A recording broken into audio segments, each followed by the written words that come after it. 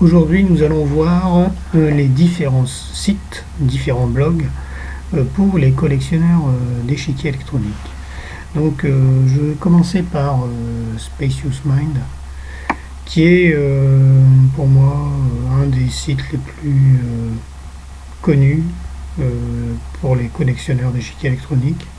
Alors, il traite aussi des anciens ordinateurs, ici, et aussi des émulateurs d'échecs, mais ce qui nous intéresse, ce sont les Dedicated Chess Computers, donc les échiquiers électroniques ou machines dédiées, ordinateurs d'échecs. Et donc, la particularité de ce site, c'est qu'il présente en fait les différents échiquiers électroniques selon la marque. Donc, je vais afficher ici sans le traducteur pour avoir les marques origines, les marques, le nom des marques non traduit.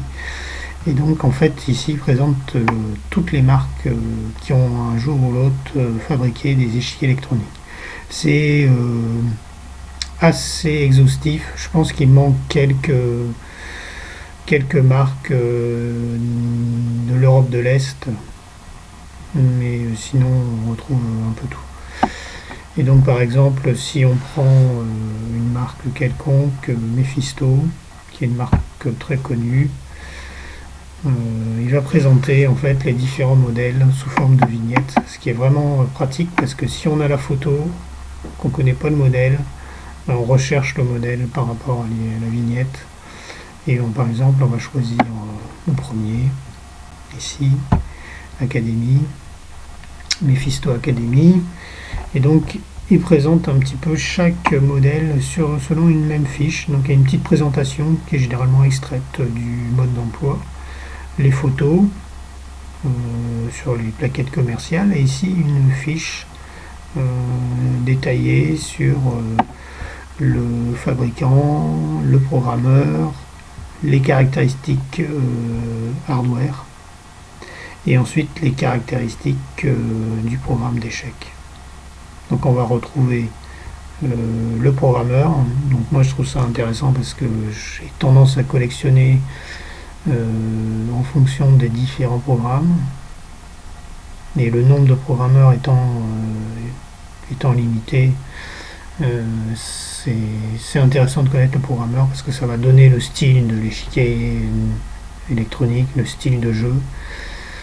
Ensuite, on a aussi le processeur, la cadence, la mémoire vive, la mémoire morte. Alors la ROM qui contient le programme. Donc ici on a un programme de 48K, c'est un programme conséquent fait par Ed Schroeder. C'est vraiment un très bon programmeur.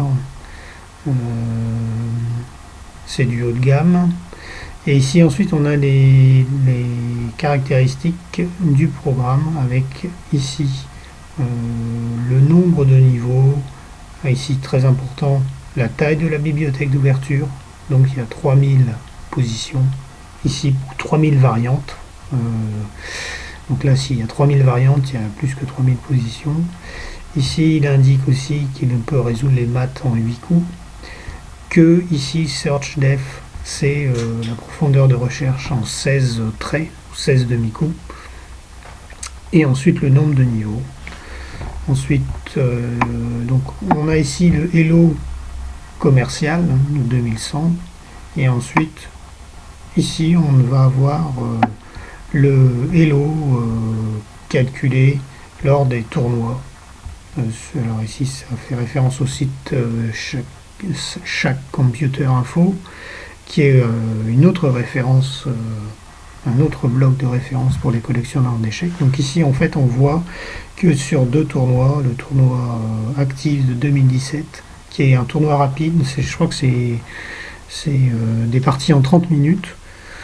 Il calcule un Hello lors de 1980, donc c'est les tournois en fait, les échiquiers, ce n'y a que des échiquiers électroniques. Et ensuite le tournoi de 2015, je pense que là il faudrait vérifier, mais c'est une autre cadence. Et ici après on a d'autres tournois machines. Donc là les élos sont plus élevés, Ici, il donne un petit peu le niveau. Spacious Mind a fait sa propre évaluation. Voilà. Et donc, en fait, tout ce qui est beaucoup utilisé, en fait, c'est ici les Hello des tournois référencés sur le site Sage Computer Info. Donc, ici, il donne aussi une information dans quelle catégorie se trouve cet échiquier électronique. Donc ici, c'est un expert. Donc ça, c'est presque le top, parce que je pense que le niveau le plus élevé de la classe, c'est maître international ou maître. On va regarder ça. Les classes ici, ça va de classe E à maître. Donc on va regarder. Par exemple, on va prendre un autre modèle que je sais particulièrement fort. On va regarder ça sur la marque Millennium. Voilà. Et ici, sur Millennium, on a les échiquiers électroniques. Ah, il n'y a aucun modèle. C'est que des vieux modèles. Ok, donc on va prendre une autre marque. On va prendre Cytec. Cytec, qui est une grosse marque d'échiquiers électroniques. Donc là, il y a une présentation. Et on va trouver par exemple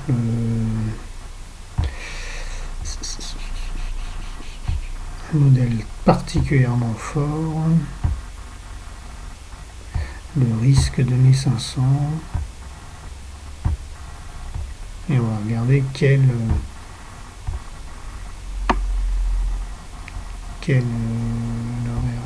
passé. Risque 2500, voilà. Donc ça c'est vraiment un des plus gros, plus forts échiquiers électroniques, hein, parce qu'après les programmes sur ordinateur sont devenus plus forts, mais ça dans les années avant l'an 2000 c'était des échiquiers électroniques. Donc ici il a un Hello de 2942 en 2017 hein, lors des tournois machines, et voilà, il est catégorie maître national. Donc ça c'est la classe, la catégorie la plus élevée pour les échiquiers électroniques. Et la classe la plus faible, on va prendre la marque Data Cache System, par exemple. Voilà, CompuChess. Le deuxième échiquier électronique est sorti. Donc c'est vraiment un modèle historique. Alors ici, j'ai peut-être pas bien cliqué. Voilà. Ah, voilà, bon, on n'a pas la fiche, mais on va aller sur Fidelity. Alors voilà, c'est ça un peu l'inconvénient, c'est que le site n'a pas été mis à jour, n'est plus mis à jour, mais il est quand même très intéressant. Donc on va prendre chez Fidelity, et là je sais que c'est renseigné. Et nous allons prendre le Chess Challenger.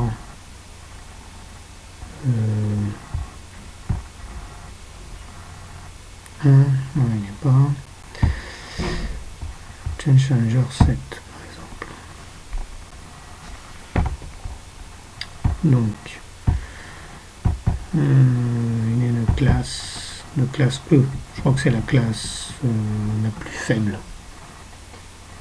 Donc ça va. Les classes, les catégories d'échiquier passent, vont de classe E à maître national, donc classe E, classe D, classe C, classe B, classe A, expert et maître national. Alors maintenant on va passer sur le blog de référence Sage. Alors avant de passer dessus, sur le site Spacious Mind, il y a ici un onglet, un sous-menu lien qui permet en fait d'avoir un petit peu une liste un peu les plus gros blogs possibles et disponibles. Donc on va aller sur ça, il a mis en premier Sage Computer Info, c'est-à-dire c'est vraiment la référence. Et je ne l'ai pas cité en premier parce qu'il est en allemand. Donc ici, on arrive là-dessus. Il faut aller sur, par exemple, Wiki Hello List. Moi, c'est là que je vais le plus. Et là, en fait, il donne une liste des échiquiers électroniques classés par Hello. Donc c'est un site qui est quand même maintenu à jour, qui est pas mal maintenu à jour. Et il est vraiment très complet, mais il est en allemand. Alors, je ne sais pas si je vais avoir la version française. Si je prends un échiquier. Alors ce qui est intéressant, c'est qu'il y a par exemple le sous-menu Hall of Fame. Donc là, c'est un petit peu les échiquiers. Alors, ouais, tout est en allemand, donc on va le mettre en anglais, comme ça on va voir, ce sera peut-être un peu plus lisible. Mais bon, avec un traducteur, on peut arriver. Donc là, il va donner les premiers échiquiers électroniques, les premiers sensitifs, les premiers, le plus grand, le plus petit, etc. En fait, ceux qui ont un petit peu des, des caractéristiques spécifiques. Voilà. Alors, ce qui est aussi intéressant, par exemple, si on choisit une fiche, donc là c'est en allemand, mais bon, ou en anglais. Donc, je vois que je pouvais traduire, je ne sais pas sauter sur l'occasion. Donc ici, il présente aussi la marque, le programmeur, ça c'est vraiment important, l'année de fabrication et les lots. Alors c'est les lots évalués lors de tournois machine, c'est assez sévère, hein, parce que maintenant il y a des échiquiers électroniques qui sont forts, donc du coup ça a décalé vers le bas. Ici, la taille du programme, c'est un programme 4K et avec 512 octets de mémoire vive. Et ici, une cadence de 2 MHz. Donc ça, c'est des caractéristiques techniques intéressantes pour connaître un peu la force de la machine. Donc à cette époque-là, c'était vraiment... Alors voilà, ici, nous avons Verwand, qui veut dire les sosies, les clones, voilà. Et donc quand on clique là-dessus, et ça c'est très important comme page, c'est la page des clones. Donc ici il va expliquer en long, en large, bon, il faut traduire, hein, comment il procède pour déterminer quels sont les clones d'un échiquier, puisque le nombre de programmeurs était quand même assez limité. Et les fabricants ils réutilisaient certains programmes. Donc en fait on a des clones. Donc parfois c'est inutile d'acheter deux machines différentes parce qu'en fait dedans ce sont des programmes identiques. Donc celui qui collectionne pour vraiment avoir les modèles différents, ça n'a pas d'importance, mais pour celui qui utilise ces échiquiers électroniques, on essaie d'éviter d'avoir des clones, hein, parce que bon, ça fait doublon en fait. Mais bon. Donc ici par exemple, ici le Fidelity Chess Changer Voice, il a un certain nombre de clones. Donc ici le clone exact, et ici en troisième colonne,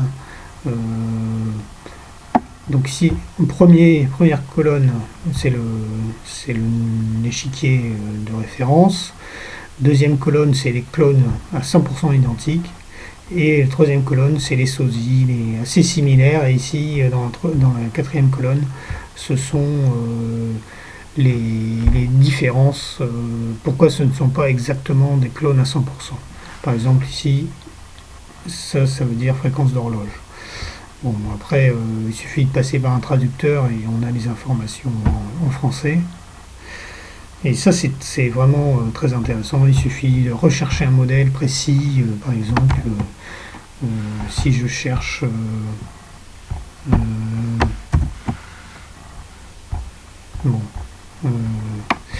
un modèle particulier. Ah oui, c'est ici que je dois taper. Si je cherche, par exemple,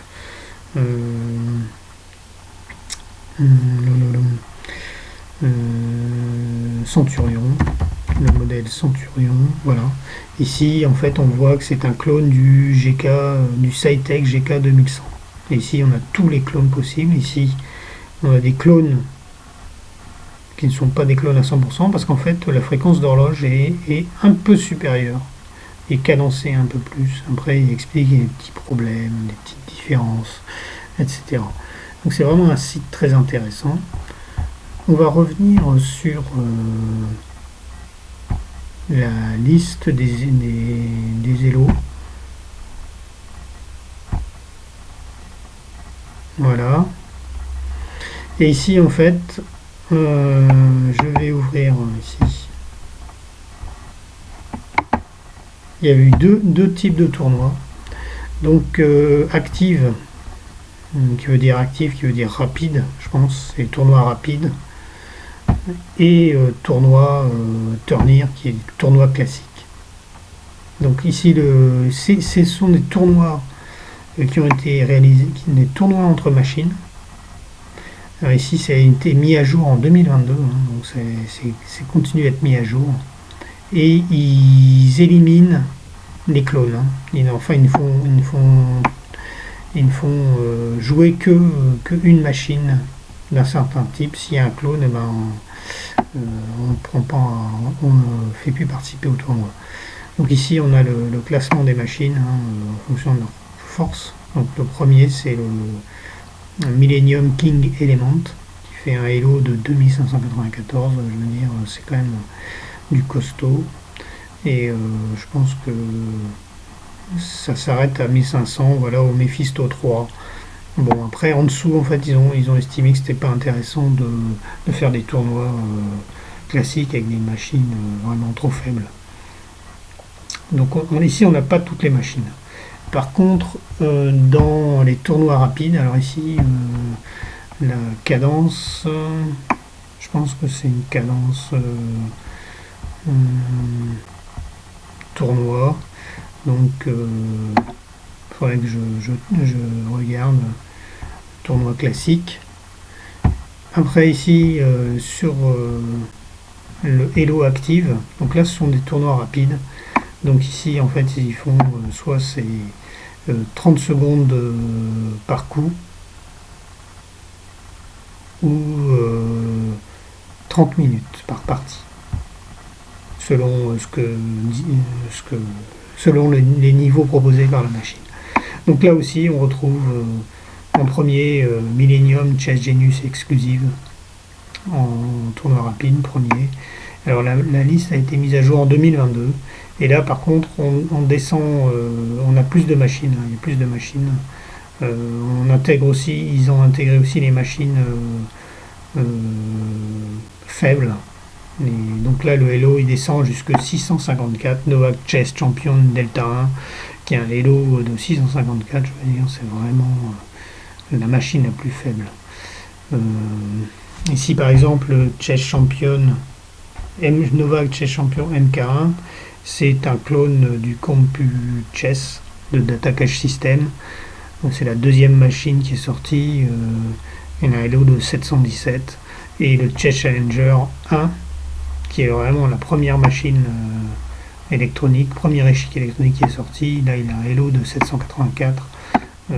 En plus, cette machine, elle avait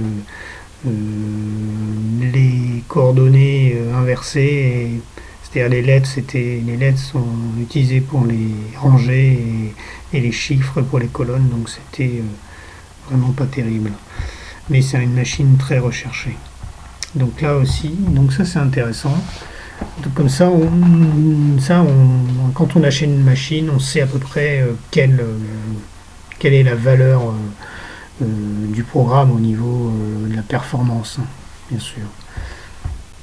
Ensuite, on a des sites de blog français, donc sont moins connus, mais bon, c'est bien pratique. Donc là, je suis sur Blitzchess, donc Blitz Chess.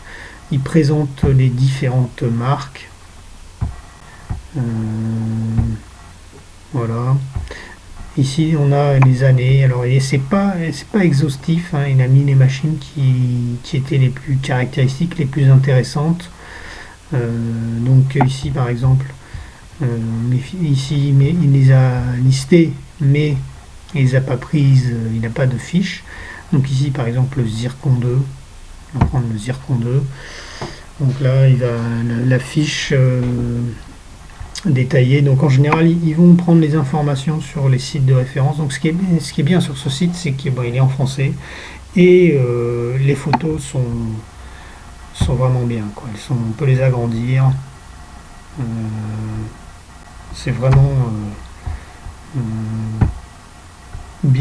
vraiment bien présenté ce site. Alors ici, donc on a les informations, le programmeur, la taille du programme, ici le Hello, etc. Donc ici on retrouve le Hello Active, hein, donc le Hello 30 minutes, partie de 30 minutes. Je pense que en plus l'utilisation c'est quand même ce qu'il y a de plus sympa avec un échiquier électronique, hein, c'est l'utiliser en rapide. Après effectivement on peut faire une partie lente, mais c'est vrai que c'est un peu on peut faire autre chose entre deux, quoi. Alors ici photo de famille, je ne sais pas si on peut les faire défiler. Ah si, voilà. Donc ça c'est pas mal, hein. Ça permet de... En fait, ce qui est pas mal, c'est qu'en fait, il fait un petit peu les modèles par faire un petit peu les modèles cousins, quoi. C'est ça qui est original sur ce site. Ensuite, on a le site d'Alain Zaqueta. Alors, il est intéressant parce qu'en fait, on retrouve les notices. Il me semble que c'est voilà, documentation. Donc parfois on achète un échiquier électronique et on n'a pas le mode d'emploi. Et donc là, l'avantage, c'est qu'en fait, si par exemple machine task, ici, le task R30, on a acheté la machine sur un site d'occasion et le vendeur n'a plus le mode d'emploi, mais sur ce site on peut retrouver le mode d'emploi. C'est quand même super pratique et en plus vous voyez, c'est scanné, c'est nickel, on peut l'imprimer, c'est vraiment parfait, c'est vraiment très bien. Ensuite je vais montrer le site Chess Computer UK. Donc là c'est vraiment un bon site en anglais. Bon, il se traduit aussi facilement, hein, et c'est un collectionneur. Il est vraiment super intéressant parce qu'il donne des informations un petit peu qui sortent de l'ordinaire, sur l'historique. Par exemple, si on prend rare, Applied Concept, Game Machine, voilà. Il montre les photos, il y a un petit texte historique, explicatif, c'est super intéressant. Voilà. Bon. Après, il faut traduire ou lire en anglais. Alors, ok, on a vu. Ça, on s'en fiche. Alors ici, d'autres petits blogs sympas. Ici, donc échiquier électronique.france.srv.com. Donc là, présente des modèles que je vois pas souvent. Donc celui-là, je pense que j'ai jamais vu. Donc ça, c'est intéressant. C'est un blog sympa. Toujours intéressant d'avoir un petit peu l'avis, puisqu'ils ont essayé.